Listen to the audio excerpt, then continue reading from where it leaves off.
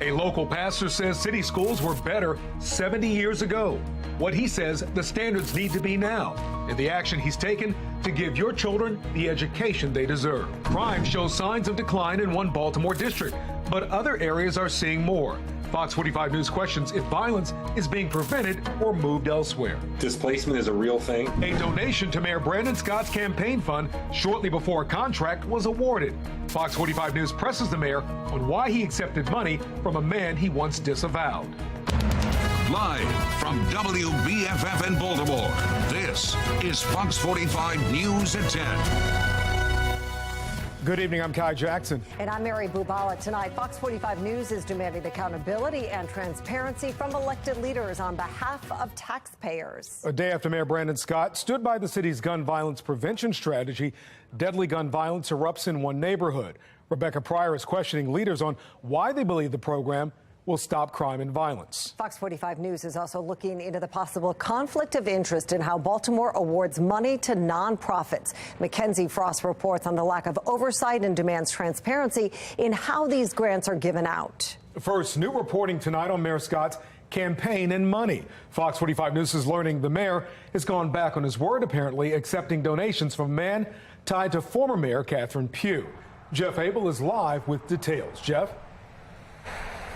Well, just 3 years ago, the mayor refused a campaign contribution from businessman J.P. Grant and called for an investigation. Well, now it appears he has accepted one, and it has ignited a storm of questions. 3, 2, 1. Minutes after flipping the switch on the holiday lights tonight, we asked the mayor about the campaign contribution he now accepted from the donor he once rejected. It's a contribution. There's nothing else to say. You condemned it, though, 3 years ago.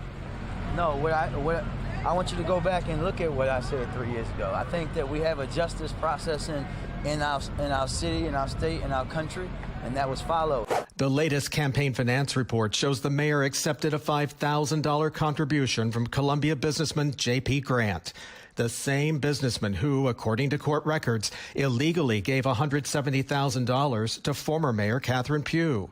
3 years ago, Mayor Scott returned a contribution he'd received from Grant and called for an investigation. Shame on the mayor and everyone else over the years that has taken money from people like Mr. Grant. Grant has been awarded some of the city's most lucrative contracts. In fact, the Baltimore Brew is reporting that a company Grant secretly finances received a $12 million contract just days after contributing to Scott's campaign. The fact that it's so close to the vote on the commercial utilities contract, did that have anything to do with it? I think you know me better than to insult my integrity like that. And I don't think you would ask that same questions of some other leaders. Thank you. I'm sorry, but this is the height of hypocrisy. The mayor campaigned a couple years ago on the promise that he was returning money and ushering in a new era of government. For him to now get into office and take money from those same donors that he earlier disavowed, it's just shameful what we are allowing to happen on our watch. We must point out that the mayor did not attend last month's Board of Estimates meeting when that contract was approved. Instead, his designee, the city administrator, was there to vote in favor of it. We are live tonight. Jeff Abel, Fox 45 News. Jeff, thank you. Well, this is the latest news about money coming out of City Hall that is raising some questions. Just last week, the mayor vetoed a fast-track pension bill passed by City Council. The bill would have secured lifetime pensions for part-time jobs for council members and the comptroller. And today, when it comes to elected leaders getting pay raises, the Board of Estimates decided not to discuss the boost in pay until after the raises take effect. So tonight, Fox 45 News is also looking into how the city decides to give out the tens of millions of dollars it receives each year in grants. Fox 45 reporter Mackenzie Frost lays out the lack of transparency and the possible conflict of interest. A grant was approved going to a nonprofit who has close ties with Shante Jackson, the director of the Mayor's Office of Neighborhood Safety and Engagement. We had done some reporting over the summer about the potential conflicts, and it got us thinking and looking into how the city gives money to other nonprofits. So we questioned City Council President Nick Mosby about that accountability. In June, Fox 45 News investigated a federal grant worth nearly $1 million going to the Mayor's Office of Neighborhood Safety and Engagement, or MONSE, led by Shante Jackson. One of the two groups getting the money Project Numa, led by Jackson's former boyfriend, Damian Cooper. Our investigation included reviewing internal Monzi communications showing Jackson was close to the grant writing process, praising employees about the application that resulted in her former partner's group getting the federal funds. After our questioning, the grant being administered by the Mayor's Office of Children and Family Success. Fast forward nearly 6 months. The December 7th, 2022 meeting of the Board of Estimates is now called to order. The money finally approved by the city's spending board, chaired by City Council President Nick Mosby. It was originally written by Monzi, and now it's being implemented through the different office. Do you have an explanation as to why? No, anything about that? No, that would be a question to the mayor. Does it concern you at all that the CEO of Project Numa was romantically involved with Shante Jackson, who helped write the grant? I have no no knowledge of that. Again, that would be a question for the mayor. The grant was just approved by you and the board, though. Yeah, that would be a question by the mayor. But it's not just Project Numa's grant-raising questions. The city sends millions of dollars to various nonprofits every year. Some of the groups have proof of their investments and positive work, like Meals on Wheels, the national organization providing meals to isolated seniors. In 2021, the city gave more than $5 million to the group, but there are others that raise more questions. The city of Baltimore is a big bureaucracy, and its supporting cast is a cadre of unaccountable and not transparent nonprofit organizations. This is taxpayer money. Adam Andrzejewski, founder of OpenTheBooks.com, pulled the nonprofits the city gave the most money to in 2021. Topping the list, the Family League of Baltimore City Incorporated, given more than $14.5 million. The city gave the Associated Black Charities more than $13.7 million. And George Soros's nonprofit, Open Society Institute Baltimore, got $6 million in funding from the city. But how that money was spent still remains unclear. The registration had expired, and yet the city gave them a $6 million educational grant. If you have a lack of accountability in city grant making, what happens is that grant making becomes the Wild West. Another example of the apparent lack of oversight from the city, from millions of tax dollars being handed out to nonprofits. And Council President Nick Mosby appears non-committal about asking for more oversight. Do you think that there's enough oversight and accountability for how the nonprofits spend the money once the city does hand it out and that money is allocated? I mean, I think that's a difficult question because we can't compare apples to oranges. So there's certain mechanisms and tools that are in place for certain grant funds, and there's others that are not. So just looking at a aggregate view and put them all in the same bunch is just not an accurate reflection of what should be done. I think you have to look at it grant by grant, award by award. Is there enough oversight for some of the awards? I mean, there's enough for some, yes, correct. And not for others? Again, I think that it's important to look at it award by award. Meanwhile, the grant money keeps flowing out the door without clear answers for how your tax dollars are being spent. The city also is doling out millions of dollars in federal COVID relief money to groups and nonprofits across Baltimore. But we're still waiting on the city to fulfill our public records request so we can see how exactly they decide what groups to give that money to. In Baltimore, Mackenzie Frost, Fox 45 News. The city also gives millions of dollars to community-based organizations to operate the Safe Streets program. Now that oversight is moving to Just Catholic Charities and LifeBridge. Mackenzie also questioned City Council President Mosby on the concerns surrounding accountability within these organizations. If there's something that you know of where there should be additional oversight, surely willing to look into it and talk to you about it. But just looking at it holistically, it's impossible to make that determination about it across the board. Well, one that comes to mind is how Safe Street spends the money, right? All the CBOs get the money from the city, and then there's really no way of knowing how the CBOs spend that money. I mean, there's limited discretionary money in the money provided from the city to Safe Street organizations. Do you know how the CBOs spend the money? I don't understand the question. Do you know how the CBOs are spending the money that the city allocates to them in terms of who they're paying salaries to, how they're funding the training, who does the training? No, I do not. Shouldn't you?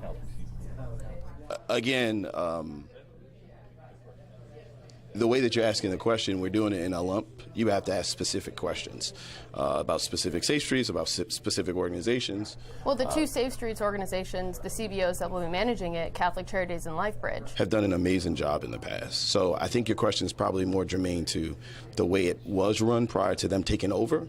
And I think that that's the difficulty or the lack of information that you have to ask a question that is specific. Well, I mean, we've been asking the city for over a year for these specific information. So if you have that information, I'd love to see it. I believe the program just recently switched. Well, the management actually will change, and it will be complete in January. Yesterday, Mayor Brandon Scott announced plans to expand the group violence reduction strategy across the city. That's the city's flagship crime strategy. Now, the news comes as Baltimore once again has seen more than 300 people killed in a year. City leaders say the plan is working. Displacement is a real thing. Displacement is something that we do see when any type of enforcement or criminal justice strategy isn't employed in a particular area. We do tend to see increases elsewhere. Rebecca will join us live at 10:30 with a deep dive into the city's crime-fighting strategy. We'd like to know what you think. Do you trust city leaders with your tax dollars? You can weigh in on our question of the day at foxbaltimore.com/vote. Now, we just opened the poll. We'll check back in at 10:30 for results. The morning fog paired with slick roads leading to a treacherous commute today. You're looking at 3 crashes that happened in Harford County. 2 deadly crashes shut down I-95 for several hours today. In South Baltimore, a bus overturned, rolling down an embankment and landing near a set of railroad tracks. Amazingly, only 2 people were hurt in that accident. Let's bring in Chief Meteorologist Jonathan Myers for a first check of what tomorrow's weather will be like. It looks foggy out there right now. Mary, not as bad as last night at the same time, but you see it there in the pictures. There is some fog that's setting up on the Toyota East Harbor Skycam. And look, we're at 0 visibility now from Westminster back to about Gaithersburg and then also way south on the eastern shore. Now, the good news is there is going to be some drier air as a very, very weak cold front works its way through overnight. That does begin to impinge on central Maryland. So these whites, these grays, that's a reduced visibility. Take a look overnight into early tomorrow morning. You're starting to see a lot more of those, say, 15-mile visibilities instead of the 0-mile type visibilities around the area into early on Thursday. So things will improve. But unfortunately, you may have other travel problems into the weekend of the winter weather variety. We are tracking the latest model trends on that in a couple of minutes.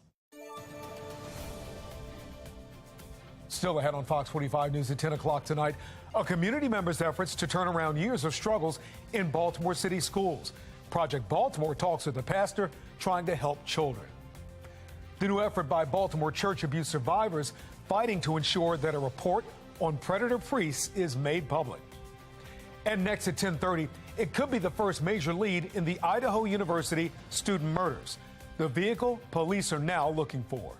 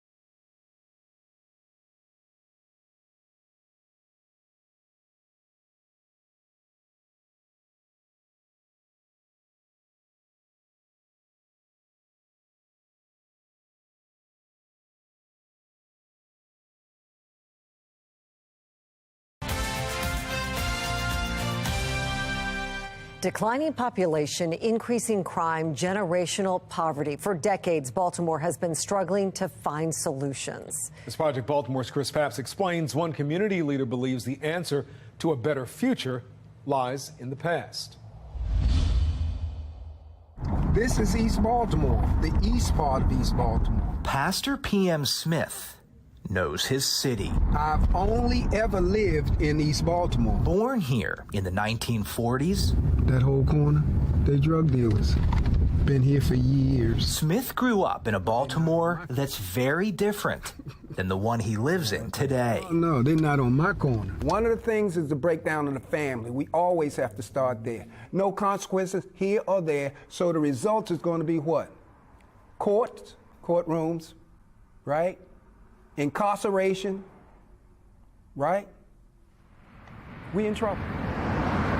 When Smith was young in the 50s, most households, including his own, had two parents. The community worked together and looked out for each other's children. We never had enough money. It was 6 kids, but there was one message from my parents and from everybody in my community. Boy, you got to get your education.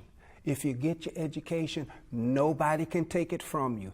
Back then, Baltimore was a robust city with nearly 400,000 more residents than it has today. But while it was thriving, it was also segregated. Secondhand facilities, secondhand books, secondhand furniture, but I had first-class teachers. As a teenager, Smith was part of the 3rd integrated class to attend high school at City College. That previous generation was aware of segregation and the coming of integration, and they made a decision to prepare some of us to enter those integrated schools and represent our people. Do you feel the public school system in Baltimore was better in 1950 than it is today? Absolutely.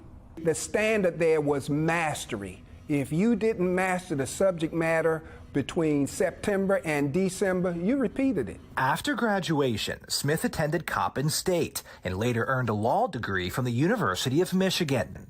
Then, it's home. He returned to Baltimore. It's home. And it was almost like I was programmed to come back. This is a community, the community I grew up in, not only birthed me, but they buoyed me, they elevated me and lifted me up, and they set boundaries for me.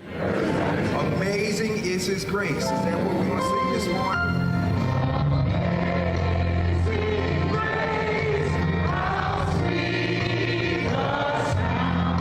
In the mid-'80s, Smith realized his life was meant for a different purpose. Come on, let's stand together. I'll call to worship. Deuteronomy. He left his law career and became pastor of Huber Memorial Church in Northeast Baltimore. That both you and your future.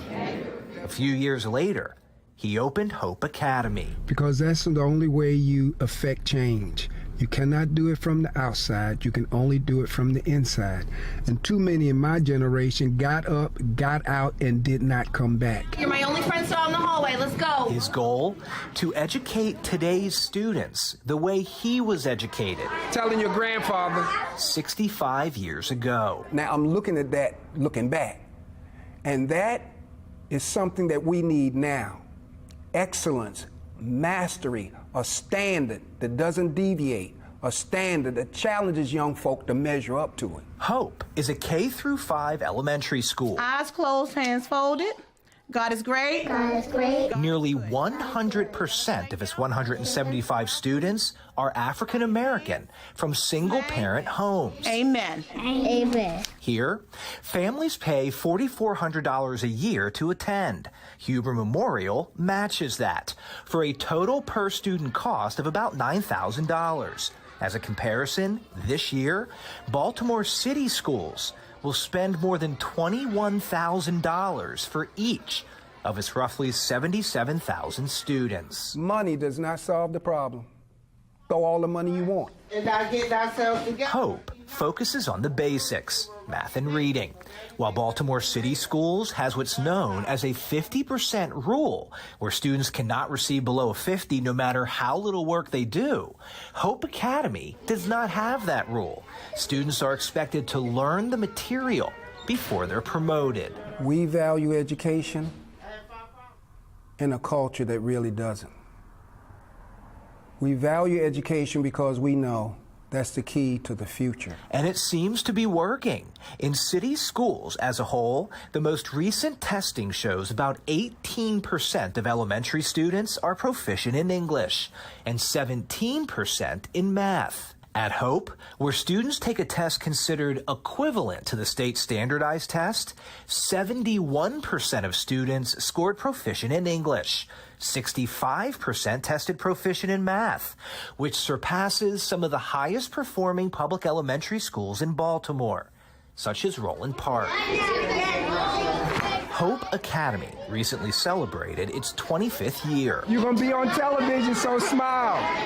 Smith, we got good kids, is in his 75th, and he plans to spend the rest of his years right here, trying to improve his city.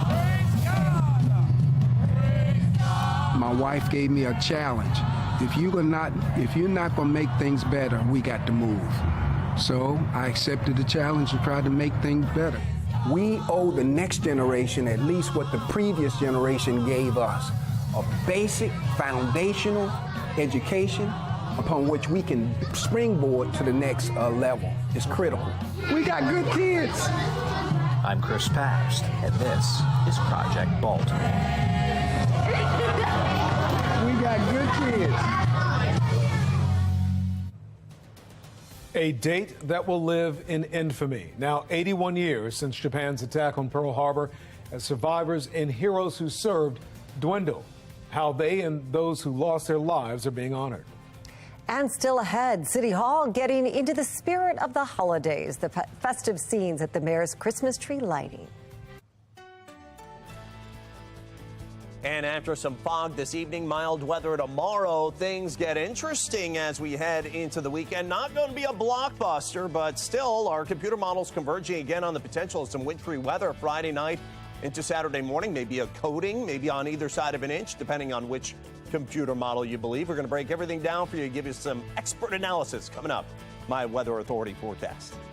And our question of the day is live right now. Do you trust city leaders with your tax dollars? Vote right now at foxbaltimore.com/vote. We will show you the results in about 10 minutes.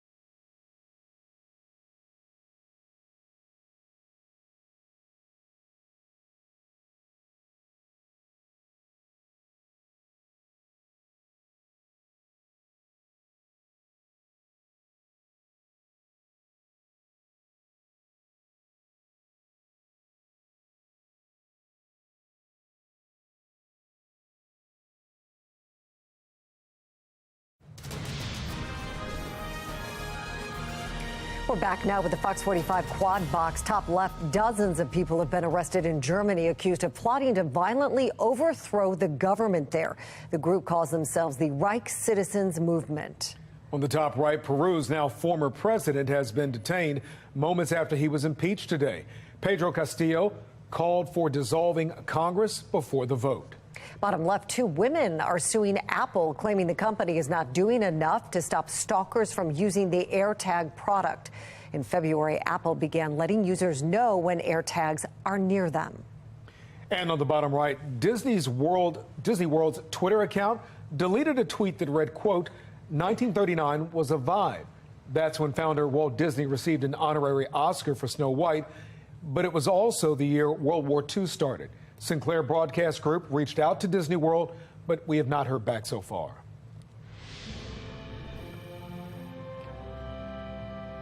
Our nation and, in fact, the world are remembering 81 years since the attack on Pearl Harbor. 2,403 service members and civilians were killed in the Japanese bombing. That attack launching the United States into World War II. Each year, the group of survivors grows smaller. For the survivors who are still with us and the veterans of the attack, the memories are still vivid, the emotions still raw. So we're not heroes. They call us heroes, but we're not. It's the ones, the 2,403 men that died are the heroes, and we've got to honor them ahead of everybody else. They are still selfless, even today. It's incredible. President Biden said in a statement that Pearl Harbor was a solemn reminder that America's greatest triumphs came out of its darkest moments. After a judge ordered church abuse proceedings be sealed, survivors of predator priests in the historic Archdiocese of Baltimore launch a new effort to ensure a full report is made public. One of the mayor's crime-fighting plans is expanding. I'm Rebecca Pryor, and coming up, I'll tell you what law enforcement experts really think of that program. Remember the container ship that got stuck in the bay in March? A new report has revealed what the operator was doing before the ship ran aground.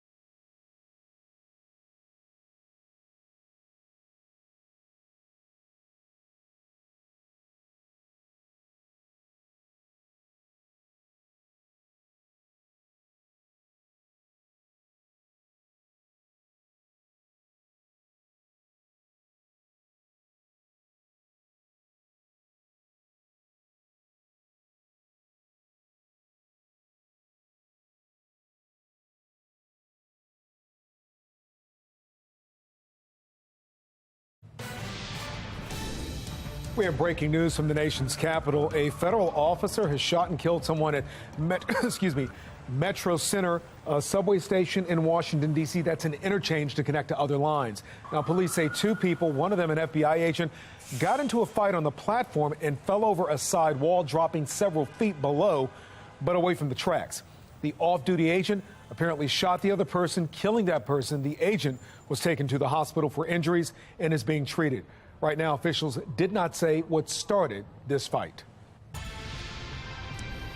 Well, developing right now, Baltimore police are investigating after 3 people were shot and killed today, all of them in Park Heights, just blocks apart.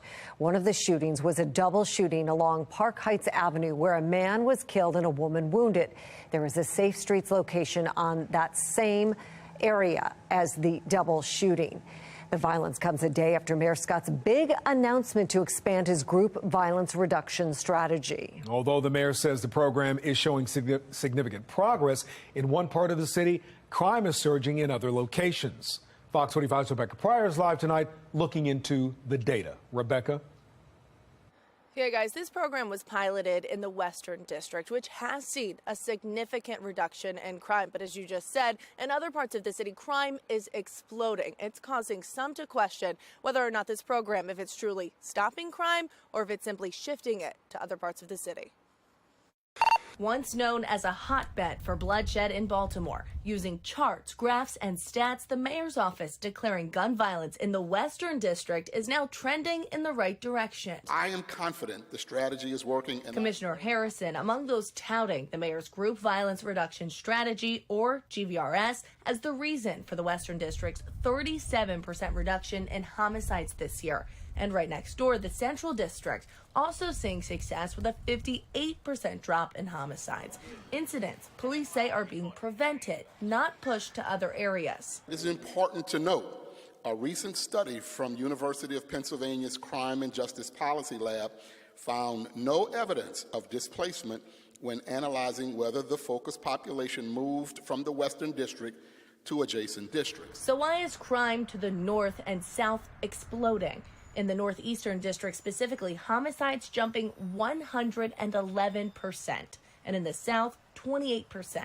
Meanwhile, citywide, homicides still surpassing 300 for the 8th straight year. Displacement is a real thing. Displacement is something that we do see when any type of enforcement or criminal justice strategy is employed in a particular area. We do tend to see increases elsewhere. According to former Baltimore Police Deputy Commissioner Jason Johnson, it's too soon to tell whether crime is being shifted or stopped. We don't know the answer, and we won't know the answer unless it's tested somewhere else or everywhere else. But we should know shortly. GVRS is scheduled to expand into the Southwestern and Central Police Districts at the start of next year. Then they'll move into the Eastern District and eventually the entire city by mid-2024. If it's shown the reductions, and it has, then it's worth trying in another district and see if that can be repeated. Johnson adds that next year the city will have a new top prosecutor, one that he believes will help hold this program accountable. Reporting live in Baltimore City, Rebecca Pryor, Fox 45 News. And we're checking in now on our question of the day. Do you trust city leaders with your tax dollars? So far, 100% of those who have voted say no. Still time to weigh in at foxbaltimore.com/vote. For the first time since the deadly Stricker Street fire report and resignation of the city's fire chief, firefighters were brought before the city council to answer tough questions. Council members expressed concern over the direction and leadership of first responders. The main topic of the hearing was on aging equipment and a severe shortage of vehicles. They're down 5 trucks and a lack of mechanics needed to fix things quickly and get them back into service. Apparently, response times were also highlighted as an issue. City council members demanded an action plan. We are right now working diligently, all 3 of us and Chief Clark as well, to create what is needed to move the department forward in the direction that we needed to go into. Well, at one point, fire officials said that they are looking online for used equipment. The acting chief said one of a rotation of interim chiefs promised the council a plan would be presented by next Wednesday. New tonight, a peer review of the city's Office of the Inspector General found Isabel Cummings' office is meeting national standards. A team from Florida reviewed 4 years of cases from 2018 through 2021.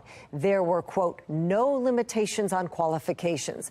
The Association of Inspectors General looked into the city's office that works to identify waste, fraud, and abuse within government.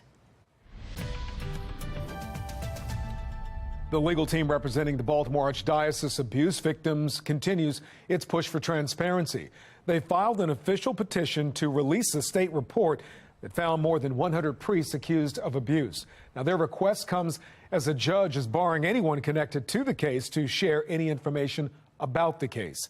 The judge also ordered that any future filings are to be delivered to the judge's chambers and not to the circuit court clerk. Attorneys for the victims say it's a disservice to what they've gone through not to be included. State law requires that a judge approve the release of grand jury materials. In general terms, our filing today seeks to assure the transparency of the report. Our clients want a voice in that discussion. While the Archdiocese of Baltimore has insisted it supports the release of the 400-page investigation with a few redactions, it's actually paying legal fees for the unnamed participants who wanted the case sealed. Now, this is worth noting. Judge Anthony Vittoria, who ordered the restrictions, is, according to his state bio, a member of the Catholic community of South Baltimore since 1997. A warning from Montgomery County that hospitals are at or nearing capacity because of what they're calling the triple-demic. The term describes an increase in flu, RSV, and COVID cases all at the same time. Holy Cross Hospital in Silver Spring and its sister hospital in Germantown are seeing around 500 patients per month with upper respiratory infections. The impact on the emergency room is that the volumes are higher. And as the volumes are higher and we try and see and treat and triage the patients, it also results in longer wait times. Health officials urging people to avoid visiting the emergency room unless it's an actual, real emergency. For less serious illnesses, they recommend using urgent care facilities. The pilot operating a container ship that ran aground in the Chesapeake Bay has had his operator's license suspended. The Coast Guard said the pilot of the Ever Forward failed to maintain awareness and attention while navigating. The Ever Forward ran aground in the bay in March of this year while it was traveling from Baltimore to Norfolk, Virginia. According to the Coast Guard, the pilot was on his cell phone moments before the massive cargo ship got stuck in the mud. Some new details tonight. Investigators in the unsolved murders of 4 Idaho college students were back at the scene of the crime today and may have uncovered their biggest break yet. Sinclair reporter Chris Daniels is on the scene in Moscow, Idaho. Good evening tonight from Moscow, Idaho, where late today police said they are now looking for a 2011 to 2013 white Hyundai Elantra, which they say could hold key information to cracking this unsolved murder case. The mystery of 1122 King Road deepened again today as Moscow's police chief led the recovery of personal items from what is an active crime scene. We owe this to the family, we owe this to the victims, we owe this to our community. It has been nearly a month since Kaylee, Madison, Zaina, and Ethan were stabbed to death in their beds here after a typical college night out. And while facts have been scarce, the signs of the impact are significant. After all, murders don't happen in Moscow. There hasn't been one here for years, let alone 4. We are very pleased that this is a safe community, but this is yet another reminder that crime happens everywhere. Dr. Blaine Eccles is Idaho's Dean of Students and was part of the decision to relax the return to campus for the remainder of the year. The stillness now is deafening. How many students came back to campus? We've had roughly 2/3 to 75% of our students. I mean, our students are students of COVID, and they know what online learning is, and they know how challenging it is. Are you concerned that too much time has passed before you've made an arrest? Absolutely not. This case is ongoing. We still have the same amount of resources, if not more, dedicated to this case as we did when it first started. Aaron Snell is with the Idaho State Police and acknowledges investigators still do not have a murder weapon and are now looking for ties to a fraternity party where 2 of the victims hung out before likely walking to the home a couple blocks away. We're also continuing to request pictures and videos of maybe what occurred inside the fraternity house that night. If there was any instances that occurred between people, anything that was just out of the ordinary. We want information like that. We think it might be important to this case. But police stress the case has not gone cold, and they are still working for answers for what happened at 1122 King Road. As far as that white car, police say they believe there was an occupant in it near the home where the murders took place, and that person could hold critical evidence. That's the story for now. Here in Moscow, Idaho, I'm Chris Daniels. 2022 is coming to a close, and CEOs are trying to chart the path ahead. I'm Atrell Nashar with some of their predictions for profits, prices, and a possible recession. New growth has arrived in West Baltimore with a major bank's top executive on hand to witness it, how they're hoping to empower the community around Mondamin. A joyous scene at City Hall tonight, sights and sounds from the 75th anniversary of the mayor's tree lighting. And some dense fog right now, but unlike what happened this morning, by tomorrow morning, that fog should be lifting. So the morning commute looking pretty good with some sun and temperatures in the 40s. Clouds come back later in the day, though, as colder air tries to make a stand. I'll let you know if that could be accompanied by something else. Some wintry weather. That's up in my Weather Authority forecast.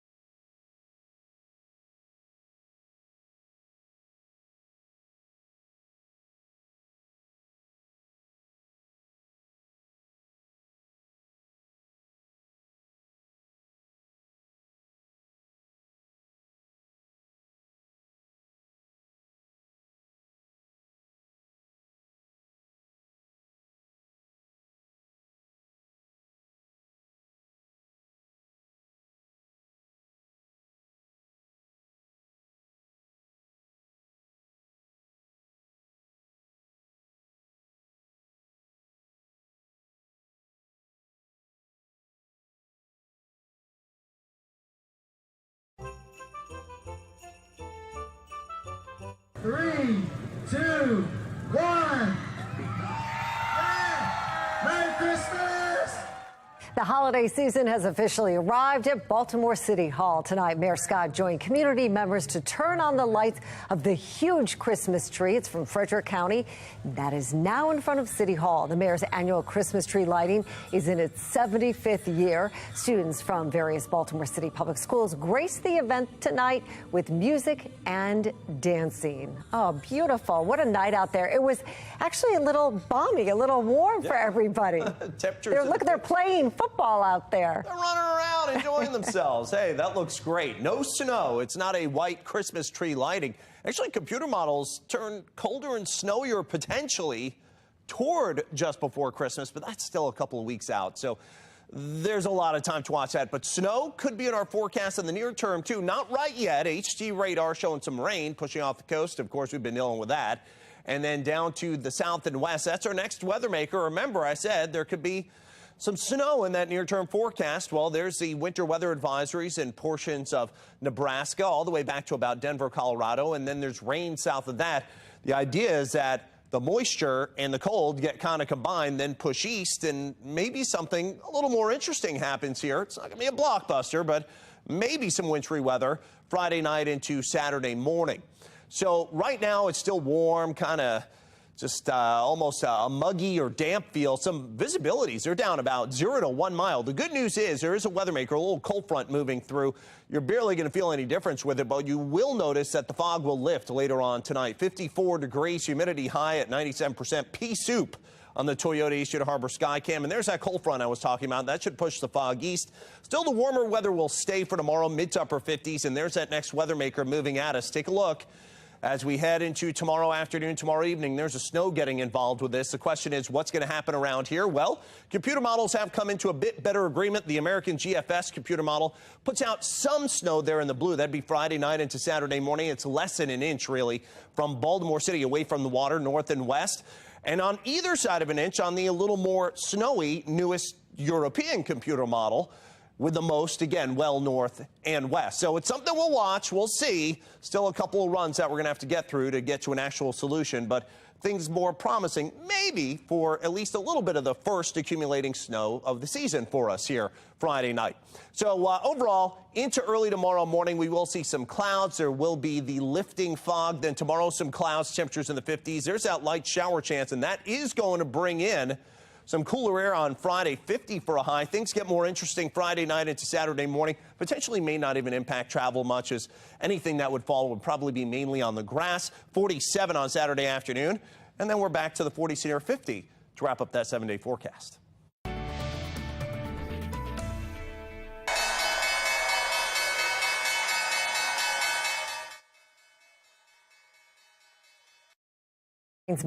More reports of looming layoffs and hiring freezes. The Dow gained just 1 point today. The S&P 500 lost 7. The Nasdaq lost 56. As we enter the final weeks of 2022, some of the nation's top business leaders are looking ahead to the new year, when many are predicting the U.S. will enter a recession. National correspondent Atra El-Nashar examines the signs of a further slowdown that could happen. Seen as a bellwether for the rest of the economy, the housing market looks to be in for a tough year.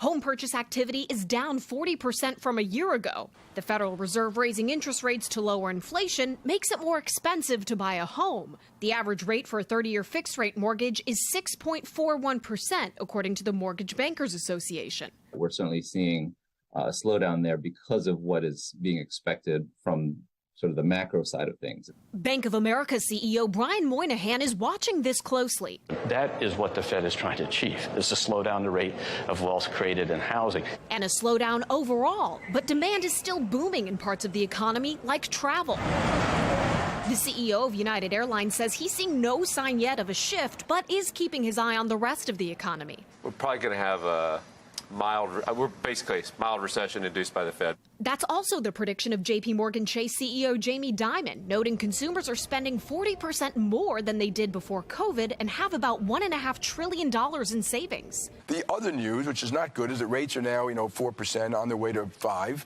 Inflation is eroding everything I just said, and that $1.5 trillion will run out sometime mid-year next year.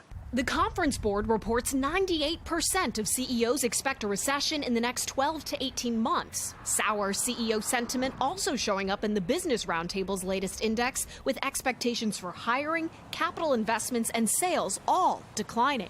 All of that is bad for business, but it's exactly what the Fed wants to see in order to stabilize the economy in the long run. And we'll get a better idea of how far they think they've come in reaching that goal next week when they roll out their next interest rate hike. In Washington, I'm Atrel Nashar. Well, Jamie Dimon, CEO of J.P. Morgan Chase, who we just saw talking about the economy, was in Baltimore today, renewing his promise toward racial equity and closing the wealth gap. His visit was part of Chase opening its new branch in Mondawmin. This community center branch is one of only 14 of its kind around the nation. The branch has hired Baltimoreans to help residents with their finances, from budgeting to home ownership. Small businesses will be given help on how to grow. There's also a community room with free Wi-Fi open to the public. One of the things we learned in Detroit and elsewhere is what small business people need is not just the money, it's the advice. How to do a budget, how to negotiate a lease. Where do you open your second store or your second restaurant? It works because we want people to feel comfortable to come here as they are. You know, and however they come with your dogs and come with your kids and learn a little bit about money and mortgages and the things you need.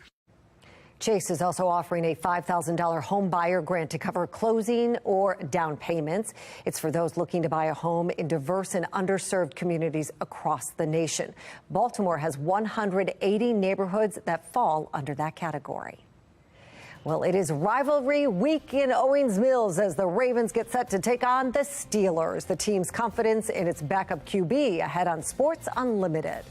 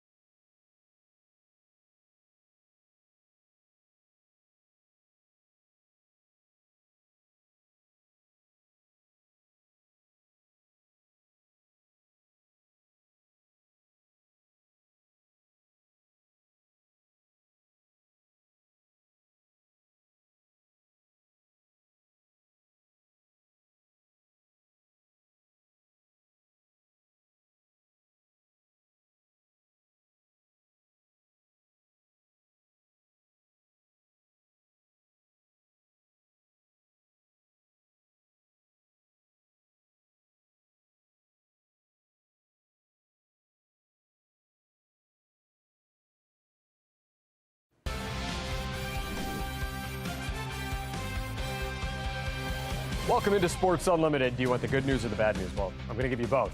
The good news is that Ronnie Stanley and Patrick Queen both returned to practice Wednesday for the Ravens. The not so great news, as expected, Lamar Jackson did not, as the Ravens monitor his knee on a week-to-week basis. While it's unlikely that Jackson plays Sunday against the Steelers, it's not impossible. For now, Tyler Huntley has assumed QB1 duties, a situation he's very familiar with, having taken over for Jackson following sickness and injury in 2021.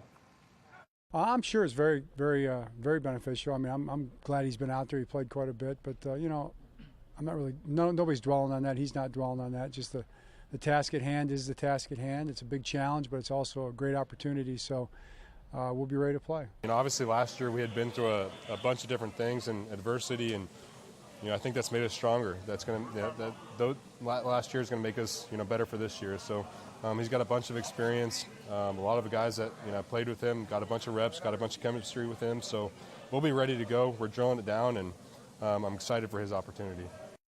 So right now we're talking football season, but baseball season will be here before you know it. We will have a much better idea of what the O's roster is going to look like. Baltimore has kept busy this offseason, signing pitcher Kyle Gibson the other day. Today in the Rule 5 draft, the O's took right-handed pitcher Andrew Politi from the Red Sox organization. Politi made 50 appearances in Double and Triple A, registering a 2.34 ERA with 8 saves and 83 Ks. Coming up tonight, when the Ravens and Steelers meet on the field, it usually brings fireworks. What this one means to the organization, plus Towson Clemson men's basketball highlights ahead on Sports Unlimited. Rocco, thanks. Ahead on the late edition, Fox 45 investigates a potential conflict of interest in Baltimore's nonprofit grants. What's behind the concern? Plus, 2 classified documents found in former President Donald Trump's Florida storage unit. Why Trump's own legal team was conducting the search.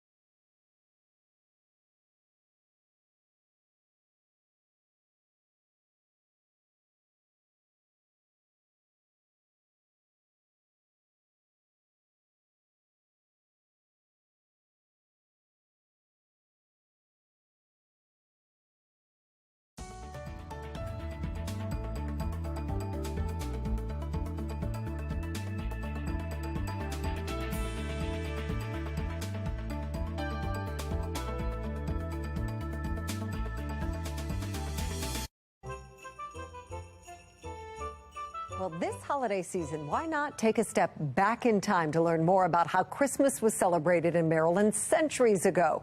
Be More lifestyle host Mark Clark has a preview of this weekend's events at the Hampton National Historic Site near Towson. And once again, we're with Ranger Shannon, and again, so is this 1850 also? Yeah, this is the drawing room. It's set for the 1850s, so it's got some wild patterns, a lot of well, you know, a lot of natural patterns, but really heavy on the florals because Eliza originally was into horticulture. So, but yeah, this is the drawing room. It's set up for essentially, you know, Christmas morning where they're distributing gifts. And so this is the room you would come from, that dining room you guys were just visiting, into the drawing room afterwards. Wow. But one of the names that's fascinating on here is Rebecca Posey, because in 1852, under her entry in the Christmas list, it says gone. And what we know about Rebecca is that at the age of 15, she decided to seek her freedom and made her way away from Hampton, and started a new life for herself in Baltimore.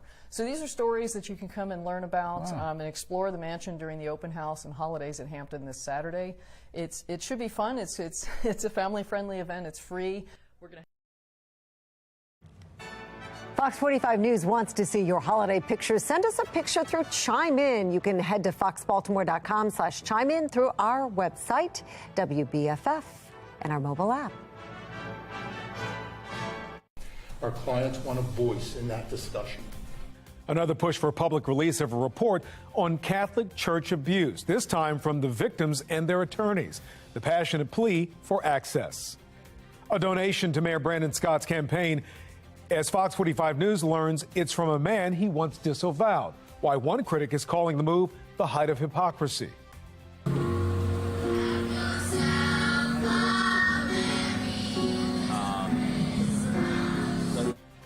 And the sights and sounds of Baltimore's holiday season, a 75-year tradition, holds strong at City Hall. Live from WBFF in Baltimore, this is Fox 45 News Late Edition. Good evening, I'm Kai Jackson. Calls are growing louder for the release of the Attorney General's report on abuse within the Archdiocese of Baltimore. At a news conference today, survivors announced they're filing a petition asking for a public release of that report. Now, they're angry the church is paying the legal fees of some of those named in the report, and today they took aim at Archbishop William Lori. You could have been a hero by exposing all the wrongdoings by clergy pedophiles who were assigned to the Archdiocese of Baltimore. But instead, you turned away. You chose to fall silent, and you chose to protect your criminals. But the mighty army I represent here today is relentless. We will not go away, sit down, or shut up. And most of us believe, sir, that you need to resign. Thank you. Earlier this week, Judge Anthony Vittoria ruled that all proceedings in the case will be confidential. It is worth noting that Judge Vittoria has been a member of the Catholic community of South Baltimore since 1997. Baltimore City receives tens of millions of dollars to allocate to nonprofits every year, and Fox 45 News questions city leaders on how they keep track of that money after formal approval of a Monzi grant today. Project Numa is one of two groups receiving funding right now. The group is led by the former boyfriend of Monzi director Shante Jackson. In a conversation with our Mackenzie Frost, City Council President Nick Mosby appeared non-committal about asking for more oversight. Do you think that there's enough oversight and accountability for how the nonprofits spend the money once the city does hand it out and that money is allocated? I mean, I think that's a difficult question because we can't compare apples to oranges. So there's certain mechanisms and tools that are in place for certain grant funds, and there's others that are not. So, you know, just looking at a aggregate view and put them all in the same bunch is just not an accurate reflection of what should be done. I think you have to look at it grant by grant, award by award. Is there enough oversight for some of the awards? I mean, there's enough for some, yes, correct. And not for others? Again, I think that it's important to look at it award by award. Well, the city is also spending millions of federal COVID relief dollars to various groups and nonprofits, as well as community-based violence intervention groups like Safe Streets. Well, new tonight, Mayor Brandon Scott and campaign money. Fox 45 News is learning the mayor is now accepting a donation from a man tied to former Mayor Catherine Pugh after returning similar contributions 3 years ago. Jeff Abel asked the mayor what's changed. 3 years ago, the mayor refused a campaign contribution from businessman J.P. Grant and called for an investigation. Well, now it appears he's accepted one, and it has ignited a storm of questions. 3, 2, 1. Minutes after flipping the switch on the holiday lights tonight, we asked the mayor about the campaign contribution he now accepted from the donor he once rejected. That's a contribution. There's nothing else to say. You condemned it, though, 3 years ago. No, I want you to go back and look at what I said 3 years ago. I think that we have a justice process in our city, in our state, in our country, and that was followed. The latest campaign finance report shows the mayor accepted a $5,000 contribution from Columbia businessman J.P. Grant, the same businessman who, according to court records, illegally gave $170,000 to former Mayor Catherine Pugh. 3 years ago, Mayor Scott returned a contribution he'd received from Grant and called for an investigation. Shame on the mayor and everyone else over the years that has taken money from people like Mr. Grant. Grant has been awarded some of the city's most lucrative contracts. In fact, the Baltimore Brew is reporting that a company Grant secretly finances received a $12 million contract just days after contributing to Scott's campaign. The fact that it's so close to the vote on the commercial utilities contract, did that have anything to do with it? I think you know me better than to insult my integrity like that. And I don't think you would ask that same questions of some other leaders. Thank you. I'm sorry, but this is the height of hypocrisy. The mayor campaigned a couple years ago on the promise that he was returning money and ushering in a new era of government. For him to now get into office and take money from those same donors that he earlier disavowed, it's just shameful what we are allowing to happen on our watch. The mayor did not attend last month's Board of Estimates meeting when that lucrative contract was approved. Instead, his designee, the city administrator, was there to vote in favor of it. Jeff Abel, Fox 45 News. Well, 3 shootings took place in the Park Heights area, all with deadly consequences. The latest happened on Oswego Avenue just before 3 o'clock this afternoon. And just before lunchtime, a man was killed along Park Heights Terrace. And an hour before that, a double shooting took place along Park Heights Avenue that claimed the life of a man and wounded a woman. The Baltimore Police Department tells Fox 45 it's too early to tell if any of the shootings are connected. Well, the violence comes less than 24 hours after Mayor Brandon Scott's announcement to expand Baltimore's group violence reduction strategy into the Southwestern Police District. Mayor Scott says the Western District, acting as the program's pilot zone, saw a 37% drop in crime. Right now, right next door, however, the Central District is seeing a 58% drop in homicides.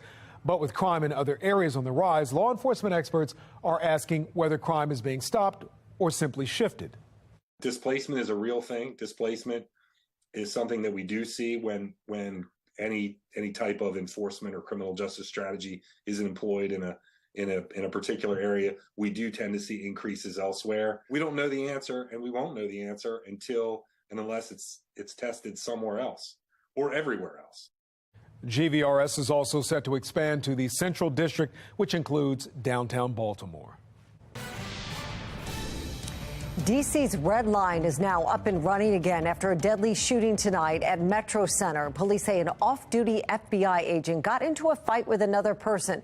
After a brief struggle, the two people went over a railing, dropping 8 feet below. The off-duty agent then shot the other person, who died at the scene. The FBI agent suffered minor injuries.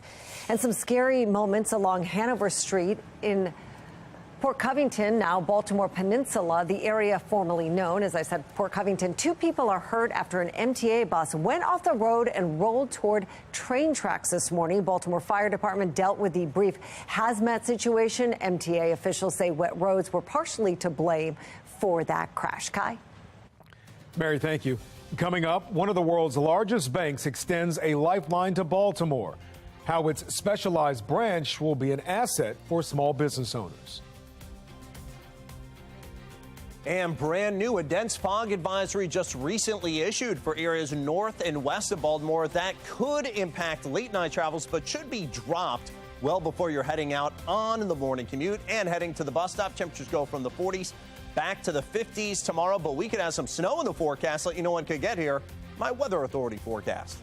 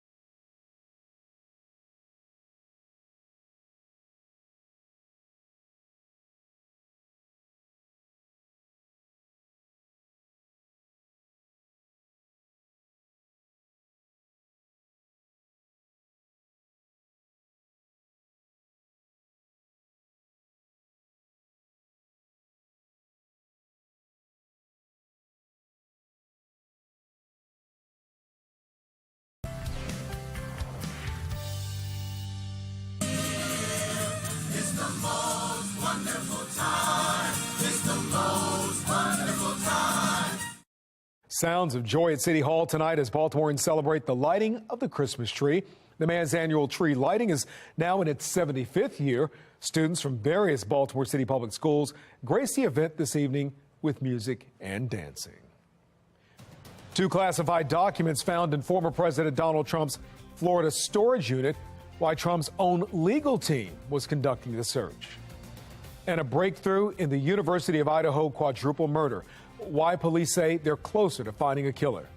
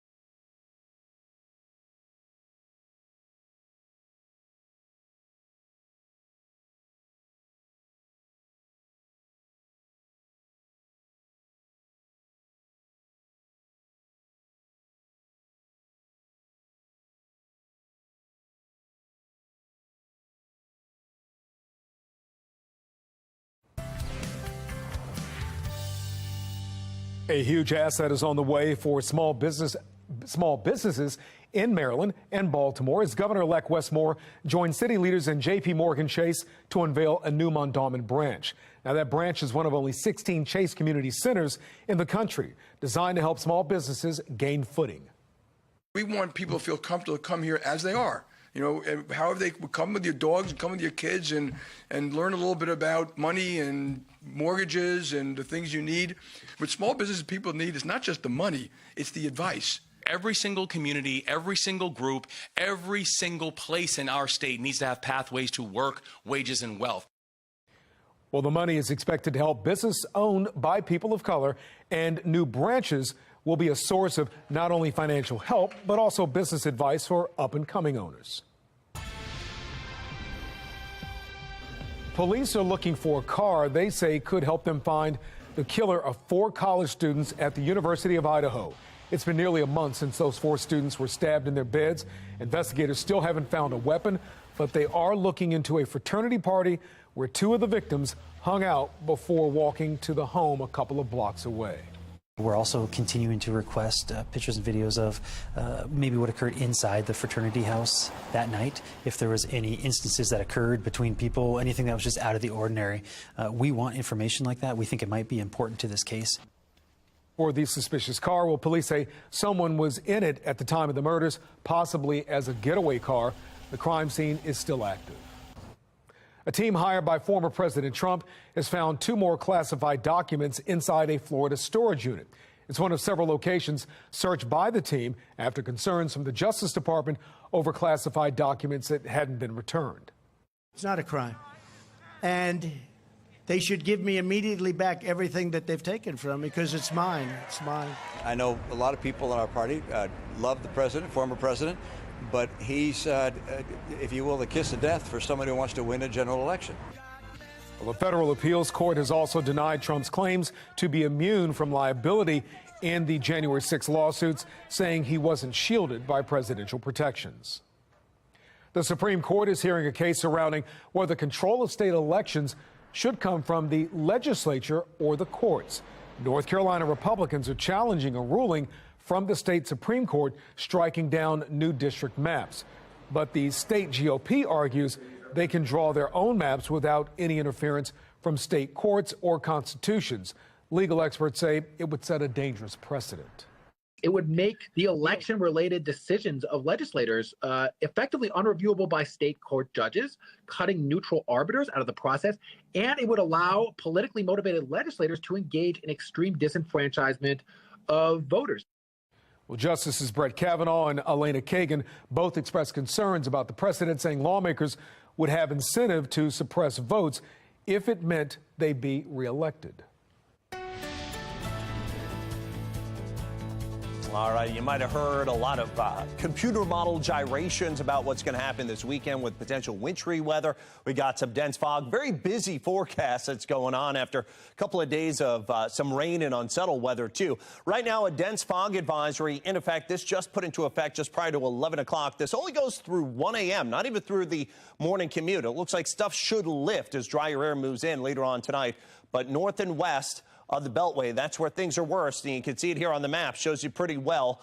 You get south, we're 1 to 4 miles visibility. You get north, and you're near 0, up near the state line. Westminster, Frederick, boy, you've just been getting batted down with some of that hefty fog this evening. Low beam headlights, lots of room between you and the car ahead of you with near 0 visibility. So look at that mile 1000 cam. Can barely see anything in the traffic oval here. 54. With lots of clouds. Again, there's some fog. This is out at BWI. That's where this report's coming from. Winds are calm, high humidity. That'll bring you fog, that's for sure. HD radar right now. In the wake of some of the showers and the sprinkles, those reduced visibility, low cloud and fog conditions around here. And then there's another round that's out to the west. This is our concern, potentially, as it gets involved with some colder air, as you see the winter weather advisories over the upper Midwest as we head into the first portion of the weekend, namely Friday night into early Saturday, or Saturday morning, we'll say. This cold front, this is going to help us out. It's a very, very weak cold front, but it's going to shift the wind, so it's going to take care of the foggy conditions that we're socked in with tonight by tomorrow morning. Will remain still warmer for tomorrow with highs well into the 50s. There's the rain associated with the next weather maker. Again, as we work through tomorrow, you see it kind of streaking toward us. And I think tomorrow night we'll get an initial kind of blow of some very light showers, so some colder air moves in. And then look at all the snow and rain with this thing out in the Midwest. By the time it gets here, I don't think it's going to be anything like that. But there is a potential here. It's not going to be a blockbuster. It's probably not even going to be very memorable. But it is the potential of the first measurable snowfall of the season here in Baltimore if things play out right. Now, Friday night into Saturday morning, the latest full computer model run that I had out of the GFS, and the new one is just coming in, which is actually, strangely enough, coming in drier once again. But this did look like at least maybe a few tenths of an inch of snow, mainly north and west of Baltimore, maybe even in Baltimore, just away from the water. Again, the newest computer model run just coming in as we speak is actually going drier, but there's something more interesting toward Christmas out of this run as well, with maybe some snow potential. But again, that's a week or two away, so there's a long time to watch that. Now, the European computer model has been a lot more even-keeled with its forecast. Really run after run. It's been calling for some snow Friday night into Saturday morning.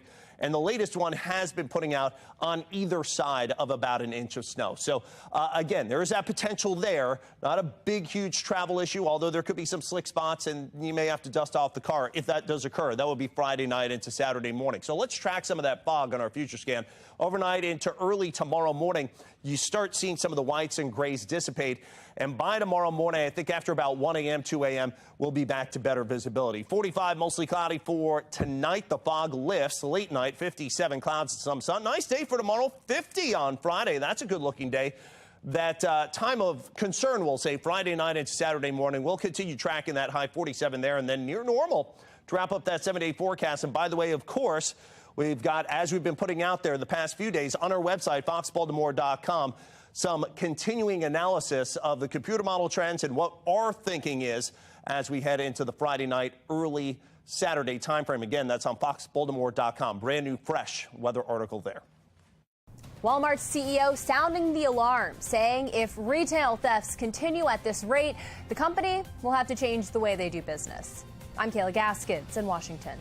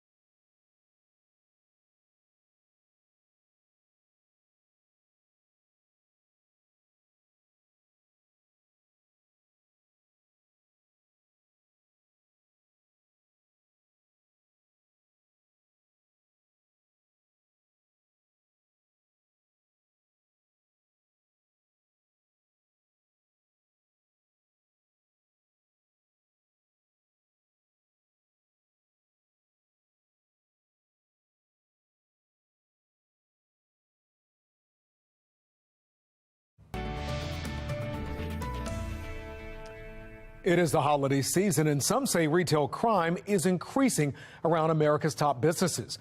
National correspondent Kayla Gaskins has the story. Shoplifting causing big problems for one of the nation's largest retailers. Theft is an issue. It's higher than what it's historically been. Walmart CEO Doug McMillon saying they will have to change the way they do business if crime trends continue. If that's not corrected over time, prices will be higher and or stores will close.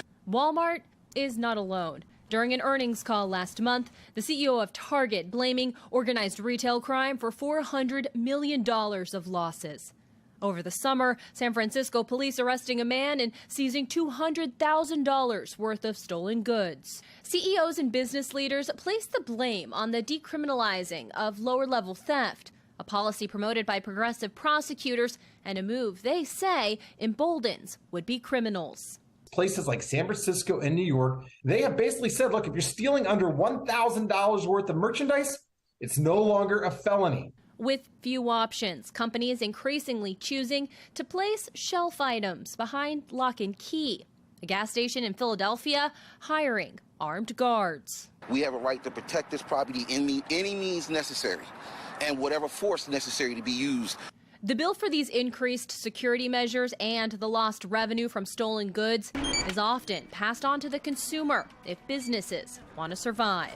The costs incurred by retail centers from stolen merchandise, that's passed along to consumers. These stores are having to put in place additional security personnel, security cameras, plexiglass. This crime-driven inflation adding to the economic burden Americans are already carrying. In Washington, I'm Kayla Gaskins. It's one of the league's most physical matchups, and it happens twice a year. How the Ravens are getting ready for the showdown with the Steelers.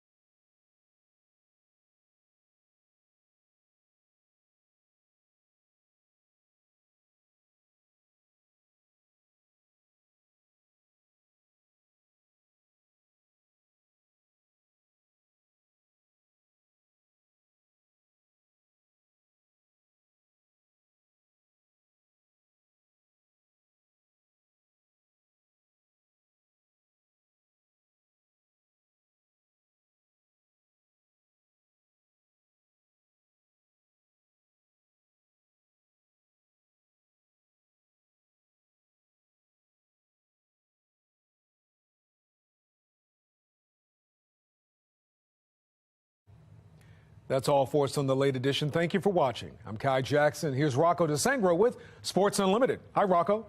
What's going on, Kai? You know good and well it's a rivalry that makes the blood boil on either side. The Ravens don't like the Steelers, and the Steelers do not like the Ravens. No love lost between the two teams, but this one rarely disappoints. Patrick Queen, he's 0-4 against Pittsburgh, and he'll look to end that streak this Sunday when the two AFC North foes meet again. I still consider myself not fully a Raven because I'm 0-4 against the Steelers. Like, yeah, I made a play here and there, but I haven't beat the Steelers. So I think that's the real, true mantra around here is until you beat the Steelers, you're not a Raven. So everybody knows what this game is. It's the most physical game you're going to play all season, and you play it twice. They know what you do. We know what they do. The players, they all know about the rivalry, whether they're new, old, everybody comes in from a new team, and they come to these two teams, they're like, we know about the rivalry. So it's a game that it's going to come down to the last play. It's a physical game. It's just who's going to bow down first, honestly. So Calais Campbell, he's been at it for a very long time, and in years past, you would associate the Steelers with their starting quarterback, Big Ben. That's not the case this time around. I caught up with Campbell one-on-one to talk about that and so much more. Oh, I guess it is something kind of weird. This will be the first time I played against the Steelers where somebody else back there. I guess I played against somebody who's hurt, so I've had other guys I played against, in years past. But it's gonna be interesting, But Kenny Pickett is playing really good ball. He looks really good on tape. He's a great athlete. He's a lot faster, that's for sure. They got a really solid running back in Najee Harris, a good young running back. What's the key to slowing him down? Got a swarm tackle. We have to lever hands to the ball. You can't really expect one guy to get him down. He's too athletic, too big, too strong. So for us to be at our best, man, we have to be there together. It has to be a team defensive win. What is your message to the defense as a leader in this locker room about going into a hostile environment like Pittsburgh, maybe for some of the guys who haven't played in it before? It's a division game. They count us too, especially on the road. So, it's going to be a different feeling. We have to go out there against a team that's desperate, hungry to get back into this race. And they've been playing some really good football right now. They're playing the ball very, very good. So, for us, man, we just got to be at our best. The time is now. So Harris did not practice today. We'll have updates on him as the week goes on. The Orioles get busy this offseason, signing pitcher Kyle Gibson the other day. Now in the Rule 5 draft, the O's wound up with right-handed pitcher Andrew Politi from the Red Sox organization. Politi made 50 appearances in Double and Triple A, registering a 2.34 ERA with 8 saves and 83 strikeouts. 8-1 on the year, the Towson Tigers roared into their matchup against Clemson. But which Tiger team would reign supreme on a Wednesday night? Towson in search of its first ACC win ever. And Pat Scarry had his guys ready just before the half. Let Cam Holden cook. Goes to work in the post. Spin move. Got him. Towson trailed by 2 at the break. Under 10 minutes to go in the game. Nick Timberlake. He's a baller. He's a shooter, too. Buries it. Towson led by as many as 7 in this one. But Towson would go down in this one, 80-75, the final score. It's a tough one there. That's it for this edition of Sports Unlimited. I'm Rocco DeSangro. Thanks for watching. Have a great night.